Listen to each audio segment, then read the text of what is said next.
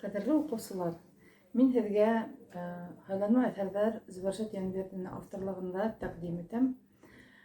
Был шиғриәт шәлкемендә бик күп шиғырҙар ихлас күңелдән ысынбарлыҡта яҙылған. Быйыл әсәйемә 75 йәш тулыр ине. 75 йәшенә бағышлап нәшриәт, китап нәшриәте ошо китапты сығарырға рөхсәт бирҙе. Мин ҡыҙы булараҡ был китапты һайланма әҫәрҙәр тәҡдим итәм уҡырға.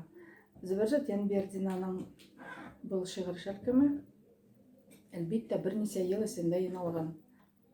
Әсәйемдең яҙылған шиғырҙары, алар әлбиттә бөтәһе лә ихлас күңелдән, мөхәббәт менән, ысынбарлыҡта, патриотик һәм әсәлек темаларын гелән биләп торҙо. Шуның өсөн беҙ ошо китапҡа бөтә шиғырҙарын разделлар менән урынлаштырып һеҙгә тәҡдим итәбеҙ уҡырға. Рәхим итегеҙ.